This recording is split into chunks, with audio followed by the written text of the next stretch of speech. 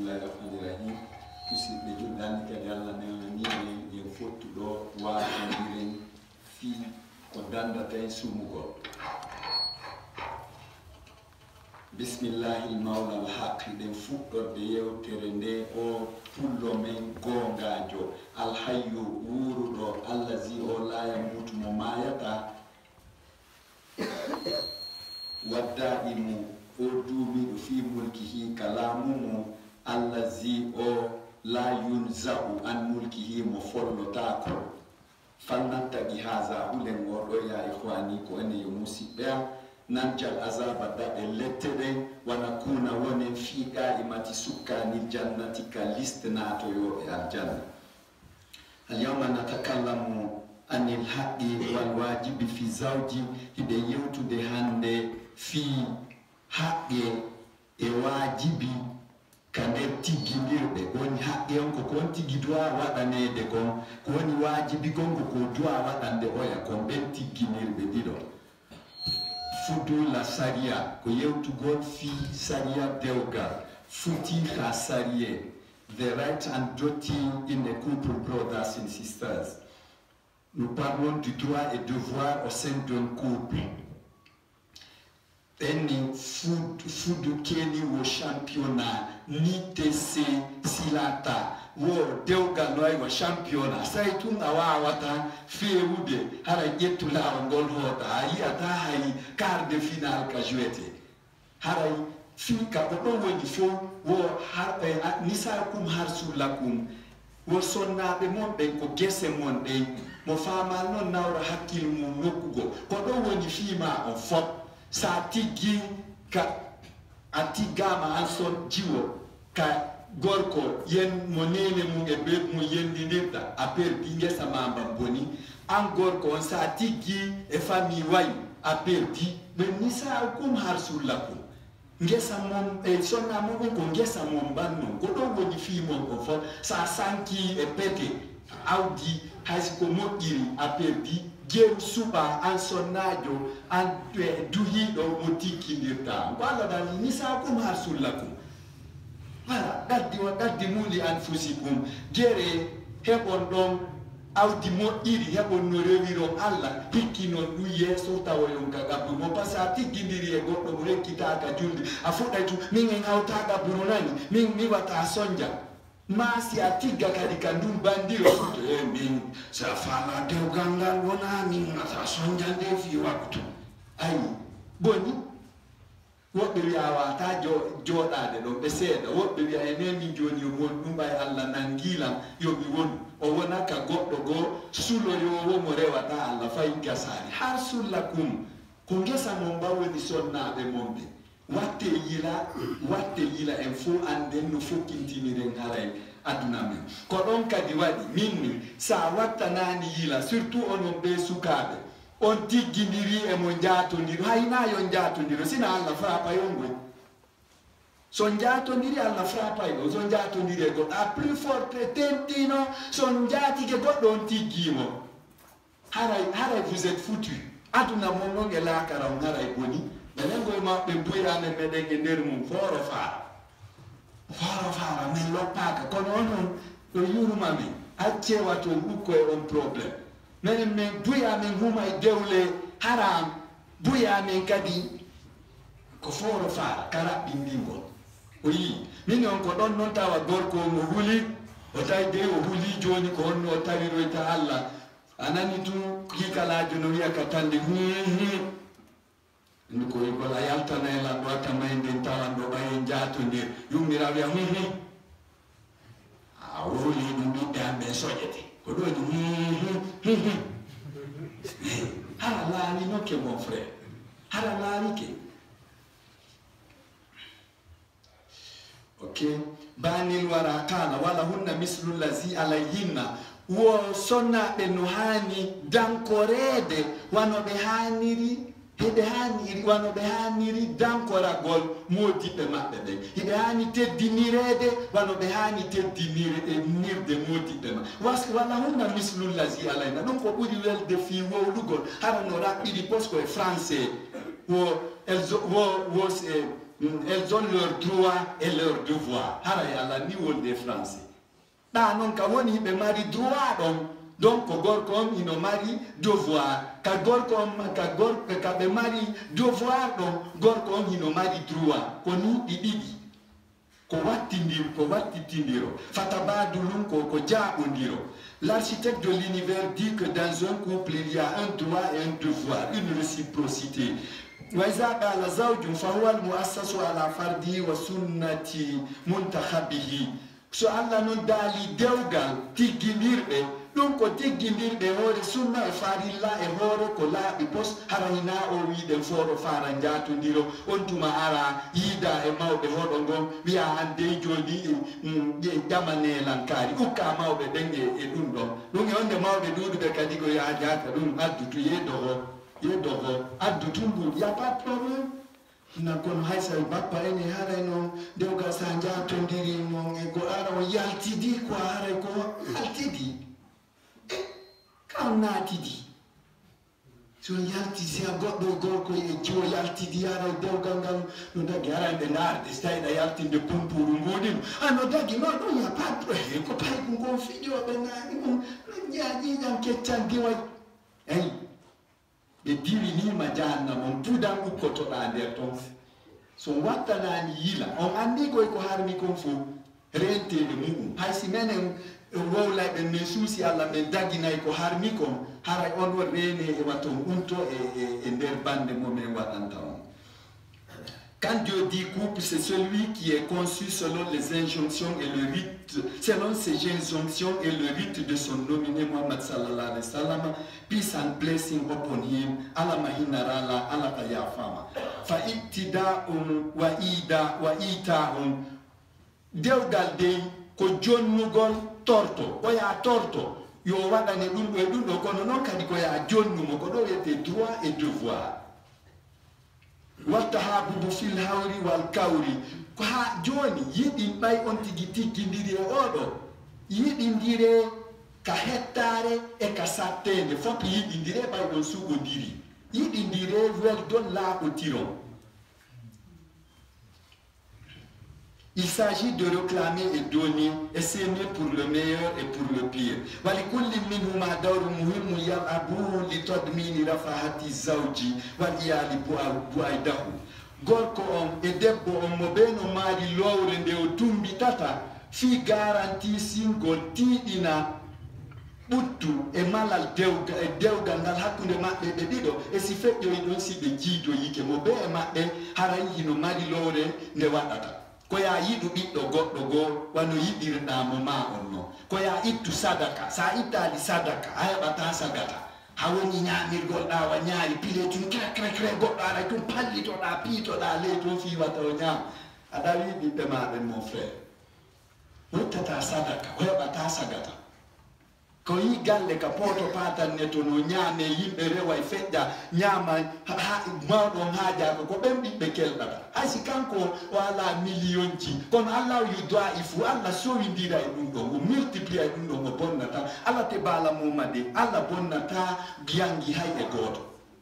si on tawi kadi mawɓe moɓɓe ko yette jalloɓe ittata sarɓe wiya baben nene accede okkoron de sina ɗum de haray gasa min noon mo be ko waɗi wo hette e wi ka hono ɗo ka bowan ley goɗɗo ari chauffeur ari paani ka ɓaawo hoggo ɓaawo ɗo yummiraɓe ɓen ɓe tawi ala fusko ɓe defa nena ɓen ɗon ɓe ƴetti ɓe jasi bantara ɓe defani ɓen passager ɓe paanuɓe ka maɓɓe suka maɓɓe ngaari ndin kadi kadi ndiye voyage ndi paanoyi toon on noddi on ɗeyayno ñaamude tum on noddi ɓe neno jara menen meɗen paani ka ɗo kono yummiraɓe no defani moƴƴuɓe ɓe defani men ɗo bantara ɓe maaki ko ɓe gaaɗe defa par ce que min kadi woɓɓe no ñaamude ka an ɗo bantaray ɓe paani ka ɓaawo goon acci ñawlinde mon frère kono sa wiiɗa wuddi hara ya ɗawi ɓiɓɓe maɓe noy sa wiiɗa boni anni han ko ɓiɓɓe maɓen tufaɗa falanaka goɗɗo goo moƴƴere a perdi wa o debbo kadi tiggaɗo kanko kadi ko wohimo hirbi daditimoji makko ɓiɓɓe sina makko ɓen heɓata fus yo andu ko ɓen ɗon heɓi dongal kala dawa do ko on fawto to be gonde wattani la fami da bibbe dawa be foko be don kel ko ita fawto yo be la ya difina labe kono doya marso ita hakke jabata barika balia jankaro le di basitala gerende be barki ono sonna be barki menen kadi men ɗaɓɓa menen duyɓe ɓe kadi men ɗaɓɓana ɓiɓɓe men ɓen en fof barki ɓenni de kuddi ko nawnare nde heɓatali sayi ko hiwɗaɗo gerata ko ngatari no hulɓi a wajoto hassane omo jaɓata ko wajiɗa hassane huɗaɗo o jaɓata ko gerɗa wo ko gerɗa en ko kool no nangimo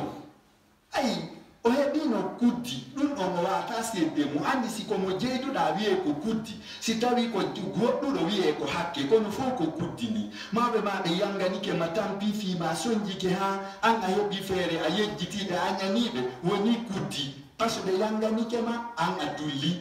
c'est la même chose jannano goo a heɓo o laaɓanima a tunanimo on haldi hunde an a laatinade a détournimo ɗon ko woni hakke kono fof fof ko kuddi wiyete tigi tigi. Chacun d'eux a un rôle régalien à jouer pour garantir le bien-être du couple et celui de la grande famille plus tard. فتعاشر بالحنان والاحترام إلى اليوم المجتاهي أو صار حسن أفضل لهما. سيبقى دو تيجي محمد صلى الله عليه وسلم ماكي كو يوبي وندير yurmondira e ore yurmondira e teddungal ha nyalande nde fo huli nden ara le jour J nyande mun kadi wanda kiri senoto mawɓe seedira no moƴƴiri ko ɗum ɗon do ɓuri moƴƴande ɓe di añidirgol a faalaka moodi ma o faalaka mo hiɗon soñjodira ɗon haray on naati e leɗɗe Allah dal kazalika najji allu rijsa ala lazina la yumi wo ko noon mi pinirta mi lettirta ɓe gonɗinalam ɓe mi letta ɓe fiddare ngadna e laakara woɓɓe sikkay ga lette alaga gano ga tuma tay ko sonja a susta hotude ka ɓe wurma andi tay a hewti fokkiti hotugol tum ɓerde ma nden taƴa tu vois haray gasani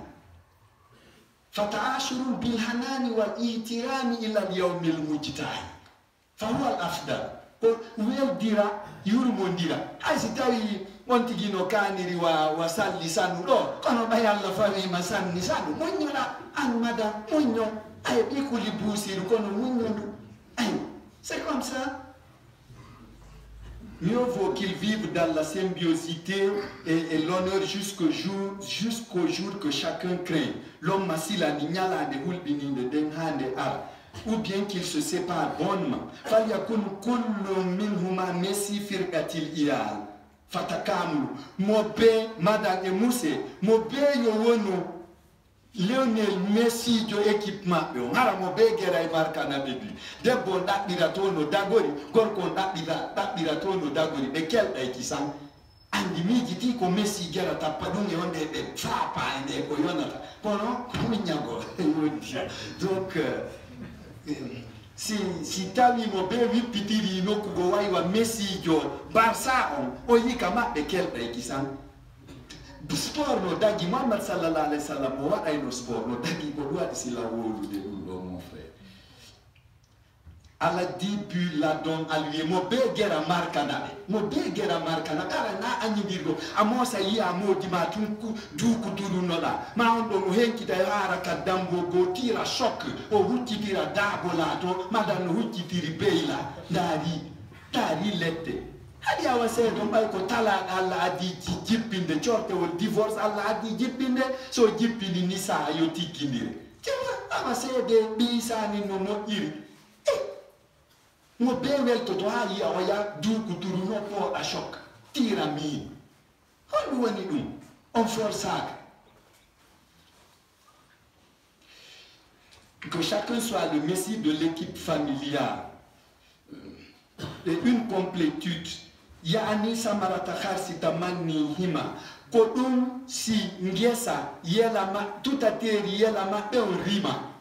ko ɓe yeli heureux mariage gon ɗum laati ke wosi tawi woni mo ɓe e maɓɓe no yiɗi oya no yiɗani oya no anditani oya Gala sallallahu alayhi wa sallama la tujawazu siratu ma haqqul khayri wodo ka sirade lumbi datake haqqe goɗɗo go ɗum noon ina hakkunde madantu e musetu hiko wonɗo wo wolɗo hakkul kayri la yufa Allah pardonnata ɗum ɗo. Il n'est pas de prérogative d'Allah de te pardonner les bêtises que tu as commis sur X. Allah o newna naali hoore makko yaafanagol makko waɗɗa goɗɗo ko ngaray o tooñi. Ay Allah dal la tazlimuna wala tuzlamuna. La tazlimuna on toñata weldon Allah kono wala tuzlamuna on toñatake kadi. C'est comme ça. Ay wano mi yettora buuseɓe ɓe hande goy ka makididaka buuseɓe ɓe ƴetti kunti bulo molanangino andi ka tewo jotoɗo ɓe haɓɓi ɗon ɗum fi ɗoyɓe memuta deppike ɗum ɗon hino pooɗi woni ley to acce ndare Allah no buusoya buuse sincèrement on ɗon buusejo Allah accantamo himo détournude yimɓe ɓe o ƴetta inna ko raajibi himo horude suma himo neldi mawɓe makko himo ittude sadaka hombo koko soɓi o woni ƴeɗɗumannare haqqe goɗɗo naatidatake en wi annabi Isa en andi ko feƴƴi ko o tawi ɗaburu no wulla nder ton fii tawi ko woni sabu on koko goɗɗo no ronda dongal falima o sirti ɗon goɗɗum o sokkiti ñiiƴe makko ɗen o yeetaki debbo mo rondani on 20 ans himo lettede ko ɗum wonno mo wullinde si annabi Isa ari tawiɓe ka gabu tu vois ayi ɗum ɗon ko sokkiti ɗum ɗon ko mo yeetaki o ya okkoran ɗo lekku mi sokkitira ñiiƴande an non tawaɗa par ce que ɗaɓɓa bulo wi feetungi few wat haɓɓaka ley balance fiɗo ya waɗi kuccum gotum tawa deppike wiyawa yoni madame yehi ayi pelleti yoni aljannama on a wopi on ɗo jahannama o yonayi sa si Allah accata ɗum ɗon noon o accata ko yaha noon ha sikka wo yaha sibuna annahum ala shay ɓe sikka ɓe nangi soɓe hara ko zéro. C'est comme ça Allah accatade Allah ñayilaɗi Allah no sutimaɗi. God observes every one of us, brothers and sisters. Dieu nous observe. O accata hina modi tun na ɓendu tun na hakke goɗɗo min on mawɓe nden ɓe mbay hari ko malaɓe nde ɓe seeda e goɗɗo ɓe na awa e ŋaccidiranayi hakke par ce que andaka mi yewta ɗon si mi tuttanomo ma mi yaɓanomo ma mi wowlano ko mettuma mais say o inni o acci andi tu n'as pas de problème kono mi toñi ɓeeɗo mi yehi mi yiide ɓeeɗa min toñidiri min fotti ka buuseri min fotti ka laptani mi détourni ɓe parcelle o min ko ni tullan fena e maɓɓe la ño'aɓe tu waddidira tun ko ɗin hakkeji ko ɗin nuuɗoyta baraji ɗi mi waɗi ɗin mi daroyo yeeso Allah so wi Abdoulamid ila lima dala bar mi ara harala weltirina si limamde oɗo lan andi mi daɗay ɗo mi waɗay no yewti kaafu mi hajjoyno mi tori yaafa e ɗum ɗo mi dankino nene babel mi arata zunubaji ɓen ko ton ji hakkeji ko mi jogani yimɓe ɓen kon sirte ka baraji am tawa mi landiram tu vois tertoɗen foro fara tertoɗen renoɗen hakke hay yaɓugol goɗɗo ko haqqe wolangol goɗɗo ko metti ko haqqe ñamugol kanko ko jeeya ɗum ɗon kam wolletake fena e hoore goɗɗo ɓilam ɗum ɗo fof ko haqqe tertoɗen renoɗen e ɗum goɗɗo ɗum ɗon ko compayaɗo mawɗo o soñji yontere himo lettade sonoɓe sikka o maayi tawa ko punition ko frappologie ari Allah no frappude mo hakke ɓeydu makko jaka anduɓe ɓe mbeni nodde nene kaari o ara o salligo juula o toro o mawɗo wonde on accan mo hakke par ce que oɗo lanni lettal meɗen andi no ɓe wondir noon yummirawo ɓay ko muññiɗo salligi ari juuli wi Allah yafanakimo ko waɗi ko nde kono ittanilammo ɗo si solo ronkiki waɗi korkat ça c'est pour vous dire hakke o mo accata ko kon ɗon salligino juuli o ɗawaynomo o loppaka ko yiyamo yenna mawɓe makko o accidino e ɓiɓɓe makko ɓen ko debbo goyno to danejo ko on ɗon o haajano e mum kono sino yewtide toon ɓen ɓiɓɓe fof doƴƴino hande ɓe fof ko ɓiɓɓe o añanoɗo woni fawtade ɓeeɗa kono koko yafanino o inni mi accanaɗima de mawɗo ko ka wanɗa ɗon ko wannoɗa lam ko ndi ɗum ɗo ɓaynami fen kono noon mi torki Allah yo Allah itte yeeso an ɗo waɗi karat katto tewa wattane gila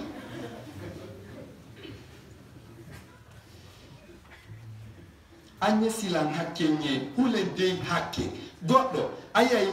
o defa fi be ngude makko de ko futti ma pute ma ko haja ka o jonnata be toggu gosi fus o yaso e o iska minni nyamete o e o mbudi ka sare o rewa e restaurant o lappa buyo ma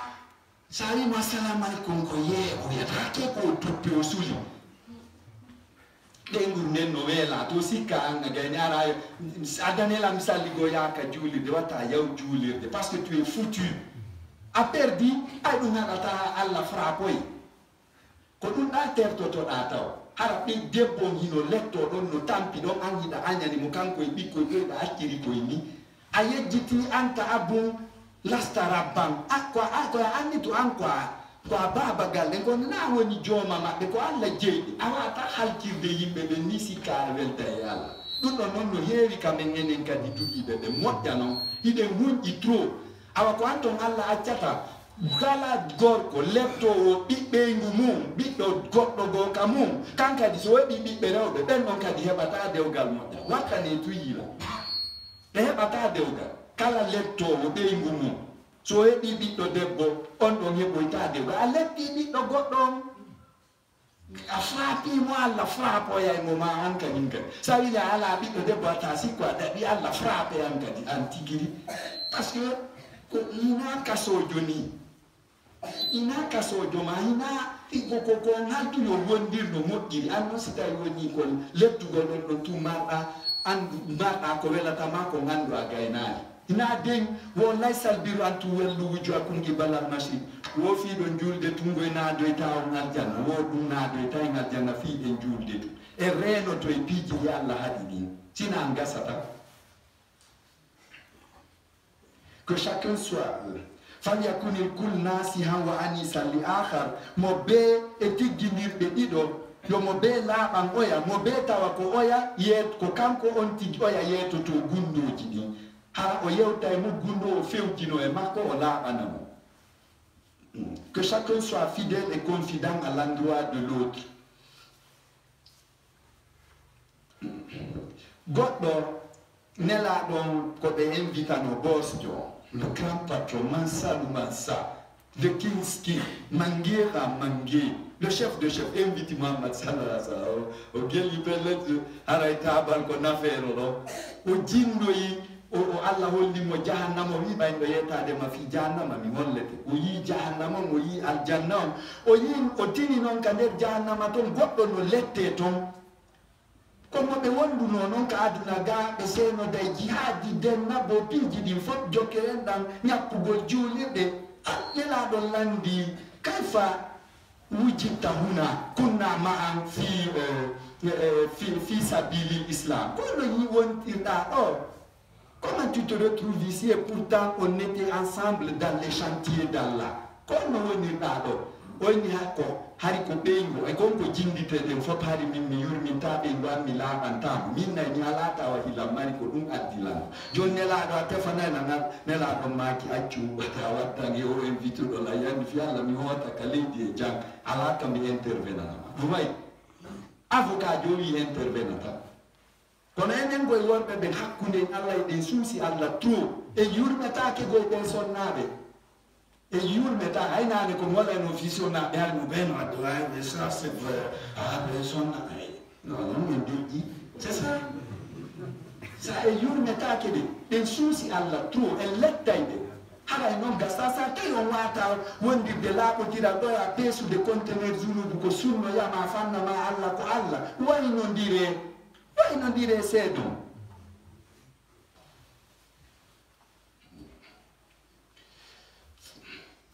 fahadaratun nabalatun fa hikmatun wondirgol laaɓal e nunɗal ɗum ko finere ɗum ko lasilankaku ɗum ko faamu cela est civilisé noble et sage falyakuna musinaini khayra musafiyaini khayra muttakizaini akhdan koɓe ɗiɗo fo gorko e debbo yoɓe fof yoɓe wonu e yimɓe reeniɓe ara hina awa seeɗo hina yiilotoɓe hina marɓe jaatigiɓe ɓe fof maɓɓe yoɓe wonu laaɓɓe e jokkuɓe laawol Allah ngol par ce que ɗon kadi ko buy ɗon kadi enen worɓe ɓen kadi yiɗen ɓuri ɗo de ko yawgol wango ya 2 heures 3 heures matin ara dampa bafal ngal wiya yo udditu tu vois woɓɓe ngara no suuli gol no daasude ɓe yo udditu o da ɓe o uddita kanko ɓay mo fa lawonde dewgal ay a waɗi ko Allah wi haɗi kon kayra musafihina wala muttahisati ahda koye wata wonu goɗɗo wangoytoɗo jaato an gorko on ba an debbo on ba wonɗon e hoore no sari Allah on ko ɗum ɗon hani mais ɗon kadi enen ɗen felliti wondema ko sonnajo on tum hani renade enen koko faala ɗe wowa ɗe ɗen ɓay surtout dewgal satti ko pada no faala ɗe wowa ɗen andu a bonni dina ma kan laariki hara perdi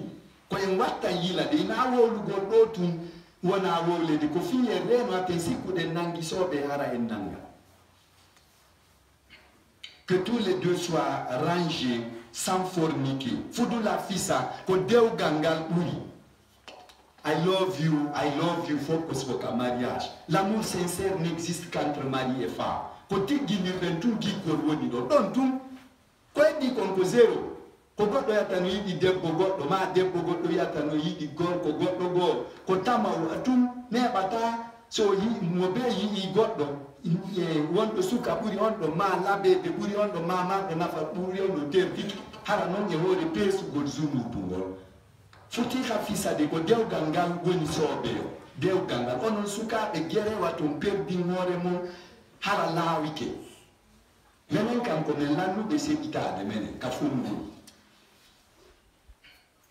وعلى صاحب المربع تنزيلهم وتأويتهم وكسوتهم وإيلاجهم وتربيتهم بالإسلام استنادا على مساحة تمويليته ko gorko on jongalle ɗen fawti honnugol ɓe nguure munde ñamminaɓe holtinaɓe ñawdaɓe ne'iraɓe l'islam ɗum ɗo fof noon ko yeru taɗa makko yeru ko allahu fawimo ko okkorimo ko la yukallifullahu nafsan illa wusaha hande allah fawata fawali wonki sina yeru taɗa makki o si tawi woni ko Abdoulhamid diɓe ɗiɗo oya ko alhaji Abdoulhamid compaya koya ko alhaji Abdoulhamid koye wonno mari pompoji dollar ɓen wa wi kañum bobo amen on ko sifa ko bobo alhaji Hamid compaya koyingo ñamata o yi gasata wawata ara e men seeɗa ko yerutaɗa o hina ko rottete ka alhaji Hamid koyingo rottete ka alhaji Abdoulhamid compaya ma e otoje ɗe on ɗon dasata ɗe min mi dasata si eɓɓama tun ɗum ɗon haray gasata aray noon allah fawa gorko on kadi kanko e wonde kala bante suusude allah kono allah fawano kadi yo dépense ko ala feere mum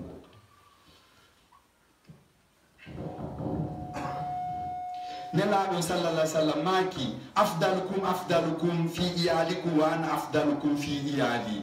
nelaɗo maki ɓurɗomi lasilankaku kelɗude weldude allah on ko ɓurɗo mo on weldude ɓe nguure munde wo hara on fija e jalo nelaɗo maki mi landaki no gotomi kono min miɗo ɓuuri on kelɗude on fopka ɓe nguure on ɓay nelaɗo ɓe raɗodirayno e sonnaɓe maɓɓe ɓe gaɗa course sikki noon sa wi ɗo fulamusujo a yetti golle a wi raɗodire mi anda ka rewtuɗa hande nani a watti sulde ma ɗum ɓoosanɗo nden andi ka ɗum woni haɗa woɓɓe ɓen no moodi maɓɓe ardiri ko ndiyan ino waɗa serviette no waɗa ɓe semba moodi maɓɓe kono Abdoulhamid ƴettu guele moye mum ko kaɗo jare frapilan mi fillitoɗa ko jema awa ñe mbal nelaɗon sallallah sallam o waɗayno course kanko e sonnaɓe makko jema o fijiraɓe ɓe waɗa dolli yo dolli ɓe waɗa piiji ɗi fof ɓe fija par ce que allah hawtidiriɓe ɓe weldira no moƴƴiri pour un bonheur commun pour la paix du cœur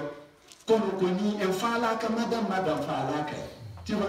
ananay kadi gorko ɓenna Abdoulhamid ma ɓennata yo allah yafumo kono ko o accannoɓe kaɓe wona kaɓe sora kono hara noon Abdoulhamid no détournuno piiji yimɓe ɓen accaniɓe ka galle ga kañum naade e ɗaɓɓu piye fannama allah forla cara ilam piyede ton simi détourni tima mi acca ga tima min no minayo ɓikkun hoyɓe ɓikkun an hoyɗum hoyɗan simi maayi madan jaɓata fottum nene mi wonno hande baabe woy yo ko a ɓikkum kata ko addana yemmo ɗo a nodda tima kam yangino mi heɓi ɗon galle e komi fawtinoɓe fof leydi e fof joni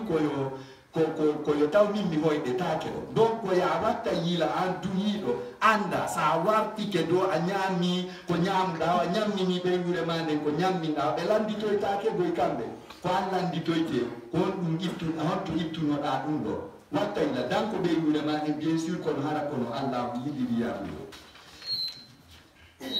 loger la famille, la nourrir, la vêtir, la soigner, l'éduquer suivant l'éthique et la déontologie islamique selon sa surface financière, son capacitif incombe au chef de carré. وفي آيات زوجية سعيدة أن ساعة تدعو موضع الملح في الطعام. Ender deuga, maletengal, putinoa, kabarki wanata. Ko taw laɓodirangal no place no tooli ka nder wondigal wanno lanɗam place watta e nder ñiiri on geli ke si lanɗam ala e ndiri ñamota ay si laaɓotiral ala e nder dewgal gasata ɓiɓɓe ɓe yiyay joni tawa a nene mum hino aña ɓe aña be maɓɓe oyi kuddi soni oyi c'est ça ma danki ke ɓeeɗa ɓiɓɓe maako ɓe ɓe goto a hawki ɓeeɗa empoisonné ɓe dankiɗaɗa wallahi ɓay Allah firtaɗi ñawore makko nden ko añaɓe ɓen e tambitoto ɓe ngure ɓe ɗum ko partout lahis ala korosi don watta yila tum a taway ko Allah daali kon firtotako. Dans une vie de couple heureux, la fidélité se place à la place du sel dans l'aliment. Nene omba baba bobomba fo kadi no doit heɓude needi moƴƴiri nunɗa parce que ni like mother like daughter, tel père tel fils, like father like son, tel mère tel fille, like father like son, tel père tel fils. Kono baba o wayi wo ɓiɗɗo on wata, kono yumma on wayi wo ɓiɗɗo jiwo makko on wata, mo be ko oɗa ñembata. Si tawi tun debbo ne'aki o ɗoftaki modi makko debbo ɓiɗɗo makko so tigga ala ko waɗoya ka modi makko sina place gol ɗen piyonji mi ari ko nene laami baɓe min kadi mi waɗay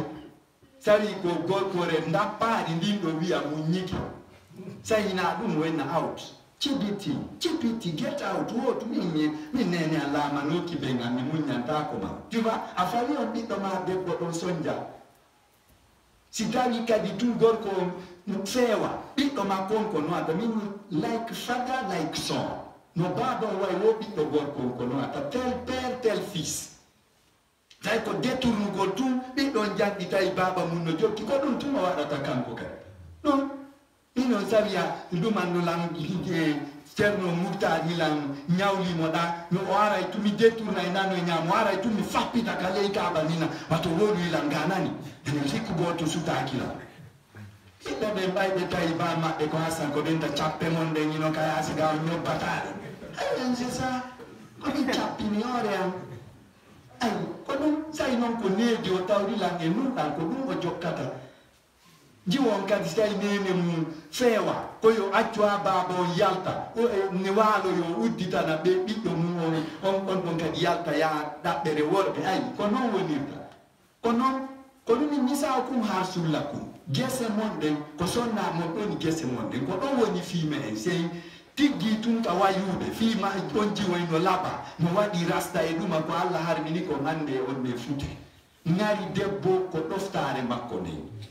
a ndaaray kaw iwata ɗon hina dey otoje e ngari ndarata jamalul marati jamalu huluɗiya Muhammad sallallah sallam ki ngari debbo ko ngari jikku makko on ko ɗum ɗon koyen wattayla ko nelaɗo woni en jannude koyen jokku ɗum ɗo male ɗen falyurhimi zainata zaina wa tafhamu yo sonnajo on surtout yurmi modi makko o faamamo par ce que won ɗo wartanoytoɓe e fiinoɓe guurira yo ɗumanno o faamamo si ɓen ɗon ɓiɓɓe janɗi kadi hara o jattinali ɓe o waɗa ɓe annabi Isa tawa ko marɓe nene tun ala baba par ce que onon sonnaɓe ɓen kadi ko noon ɓiɓɓe mon ɓen no kelɗiri ko probléme ji tun liɓoton hakkude maɓɓe e amen ko joni ko ɓiɗɗo mum min miɗo par ce que on toñay onon kadi on hulata Allah nde wonde son falama yo lanco fiwata o wallu kunkikala on ko wiyata ayi koko guelel wandu mbarmi ko ñande jibinaɗa ndemma wi piyaylam mi jogi mi ari mi wonti e foose koyngalal ngal heeli ɗum ɗo barmori ɗon mi tawi toon fintori minni kono mi tuɗɗure ndundi soppala watta ndu soppi am bobo tu vois a moƴƴini fintori contre bemmum on waɗay ɗum on waɗay neɓe reeni fof ka tawata joni ɓiɓɓe ɓen kelɗi haray mo ɓay ko hassaneɓe guykat no ɗuuɗi e gueɗalɓe moɓɓe hara dépense on ko onon ɓe addanta haray ɗon mari sinaɓe ɓen ɗon e ɓiɓɓe mum ɓe jinayo ñamuɗon hiɗon muƴƴi trop onon sonnaɓe trop kono noon de fewndo ɓiɗɗo on janggata kaye on lannay tum yaaka bamma ɗon ko baaba emo mari baaba joni ɓay ko ero o ala baaba ko annabi Isa marɗo nene tum o ala baaba kono ɓiɓɓe mon ɓen doƴƴay hoɗo ngon fof yiyata on perdi kala waɗowo ɗum ɗo na kuddi ko Muhammad sallallahu alayhi wa sallam maki so woɗɗike ko o hol bemma hari o holtin talam o ñammin talam o andan talam tu vois talan jiɗin tum jokkidir toon fi yo añume kono kikala yaha e joni gol kikala joni accidama e aduna on an e ɓen ɓiɓɓe maɗa ko buy huññuɗo que l'épouse ait pitié de l'époux et le comprenne. Voilà yasaulahuma ittikhazul mawlud mutaradan li ta'ziyati akhara. Wata gorko ma debbo on tampinir oya ɓiɗɗo on gorko on heɓa ɓiɗɗo tun debbo wiya faway gorko on ko wawata fi on ɗon ɓiɗɗo ma gorko on kañ kadi wiya accida e bobo on e nene mum loppaka o nawni o holi o jangi ɓe loppaka ɓe tefa ɗum ɗon hanana hay goto wata goto waɗu ɓiɗɗo on kolewa tampinoya oya wata gorko on hawku ɓeygu mum hawkidamo e ɓiɓɓe ɓen wata debbo on sattinan ɓeygu e moodi mum waddidira mo kadi e ɓiɗɗo makko on. Il leur est abominable de prendre leur progéniture comme transversale pour bénir l'autre. Voilà sayyidati ihtiram wa ta'ati sayyid bil umma no hanani sonnajo on ka o teddinira o yiɗira moodi makko sans calcul hara ko mbundam hara o calculata o yiɗamo o teddinamo o ɗoftomo hara o calculata o Allah daali woko inniri o daaliri e resu woko yaskuna ilayha ko fiyo monsieur yahu ɓuttina ka madame kono so tawi a ɓuttinay ka haray a soñjoto ka yaskono ndikka on soñjaɗon e di ko soñjotoɗa sa arti ka a tawi ɓeyguma haray gasa woni yaskuna ilayha pour qu'il ait la paix du cœur ko fiyo o ɓutti te onon noon on moosay jalon ha hayno ɗon me haray ko dukutuɗunagol siiɓo ɗum ɗon impitoy to ka ɓiɓɓe mon ɗum ɗon hina ha hay porto no andi ɓeyni malédiction kuddi portole ko buy ko heefere ɓe kono ɓeyni kuddi no woodi koyon watta yila sinangon bonni. Madame doit honorer et respecter aveuglement le monsieur. Et oui, goɗɗo wonno balɗe tati ko ala dépense ka galle oyni joni fiwate maaɗo mi yomi yaltu wi ɗum ɓe makko woni yomi yaltu mi ɗaɓɓanoya en ko ñaamen wata iwɗo tanke mi artare ɗon geli d'abord fewno hande ko on ɓo hay siko café police ittuɗe okkorɗa ɓeygu maɗa wawi wiide ɗo yo waɗ goɗɗu yeeso ɗo woni noon balɗe tati ɗe defaade wata yaltuɗo de ha mi ar kono ko ibadatulay ko jiyaɓe Allah ko ɓey gendoyto visa aljanna wonni mi jaɓi gorko yehi tum nela ɗiwri ka famille debbo wondema jaaja ne e baabe wo ko yawhiɓe fooyi wonni ilam habbi saabiwal aljanna anga wonoy seeɗa goɗɗo gwari ne jaaja nene jon ko nene wi baabe hitama ɓe sella joni wo ko yahu wonni min si moodi an ari no ariri mi yahay kono si o newni kono lam habbi saabiwal aljanna o wonɗo 3 jours ala dépense mi itoɗen noon ko rondiɗen hande 3 jours ɓe ñamani kono o ɗofti moodi makko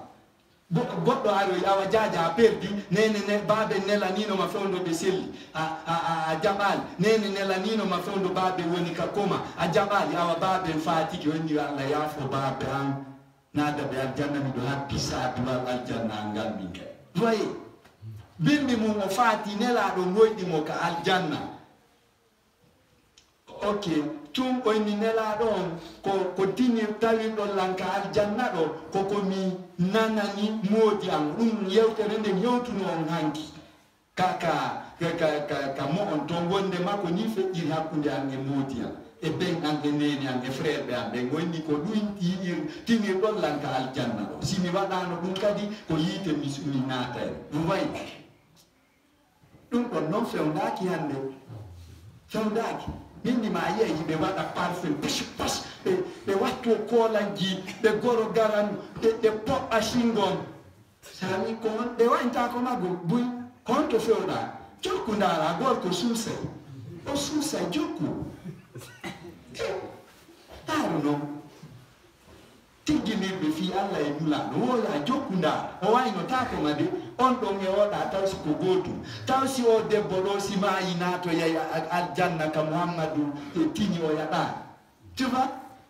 wo ayyamma imra'atin matat wa zawjuha anha radin dakhalatil janna kala debbo fatiɗo tawi moodi makko no yarlimo o waɗanamo choc wo o naata e aljanna ko Muhammad sallallahu alaihi wa sallam wayi a onon noon ɗum hina ɗon fewndoduɗo onon sonnaɓe few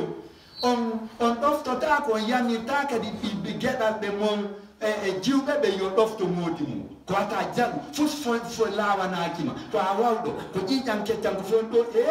min fewno fotayno ɓe mari mi dine yangi la ko ni wonirta a jotto kam wala ayi c'est malheureux. Avec la conviction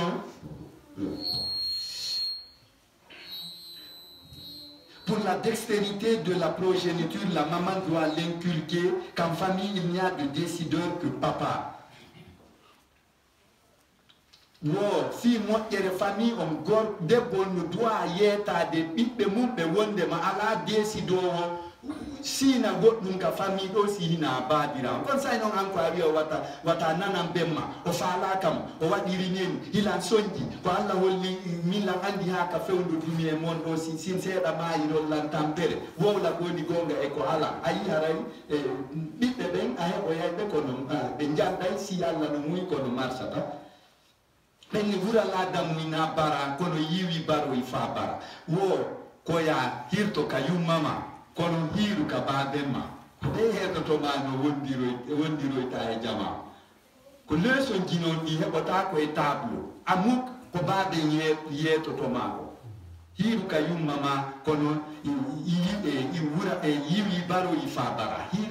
hiiru ka bemma a hawki kum kikalam a perdi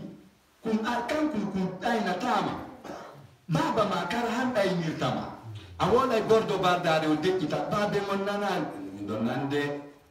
nande ko nana lawol ngol jokkuɗa ayi tu vois yumma on tigi noon a wolanayi mo ɓiɗɗo wolay toy ko ɗum waɗeten ko ɗum tu vois goto mawɗo mo jaɓata ko inébranlable o dimmotako boɗɗo mbaɓe mi waɗira ɗum ɗo e ɗum ɗo mi wattira ɗum ɗo noon ɗum ka baɓe ñiɗon jela nande min les réfléchi mo mari hakkil kanko ha hawki o a perdi ko tuma noon baba ma faati tawi ko bappiraɓe ma ɓen fewjantama ko ɗon ɓeydotoɗa ɓay ko ɓe waɗantama cuɓal goɗɗum bo a yoɓay e hoore ɗum haray ɓe añuma ngaygu kadi mo sifa mum ala sa añi baba ma a perdi mon frère wo ma amaru min la'natil walidati wa amaru ha la'natul walidi ala ko haɗiri wa kuddi baba kono ko ɓuri haɗude kuddinene kono ko ɓuri haɗude kuddinene fof ko kuddi baba mawɗo so tikki o seytini o hayli nden punku guite ɗe wojji o pardonatama ɗon ɗum yummama noon ara se nene mi toriki on haccanela ɓe yejjiti ha heɓike bemma a perdi mon frère watta yummama ata jaɓan ɗum yummama ata jaɓan ɗum gorejo ma ata jaɓan ɗum ɓernde ma nden wondema ya darto bemma laaru jayla ko ya andu de gorum ala ade gorum ala ammadam e am o biddo ande gorum ala di il n'y a de petit papa kenin teyede falta kun kurkurla tu ayni zawjiha kafaha yo taw debbo ko wartanto ko fiyo berne modi makko ndem uttu o dofto mo o nananamo. Que la paix du cœur de son mari soit son rempart. Ko dum minni nene galle itarimi zawjaki kanna toma wasa idiyi kanga puntu nene galle ko doni dum ko ayo fula musujo teddinir modima wa debbo maninkajo debbo maninka wara jodo 2 heures 3 heures de ta mojiti wa bi modima ko si hettoto be yewta goddum go ma o wiwro. Ça c'est clair. Andi se wala go ko sama kala wonde ngoy mini am fula musujo teddinir modima wa o debbo maninkajo e wallira modima kadi wa debbo sosojo bangura ye biwetino tappadam ha 14 tawa madan yaltino 4 heures du matin o yeyi kayengema o foro farano ay bamaro e likko yeduma wara o defa ndemo defa harako tunsi bangura wiya ngabuntu hay bande sama nsigade tan siga sa rottata ni yeyi asidu no gaza gamen futa do la ilaha kon nayo bonga wowle ko ye waccinir dum e mari nene gelni nene ma tu vois ye oyi moy 4 heures den demi go 4 heures du matin o ya woppa itali fuswara o tama don son kanamo wonde ma so rottata ayehi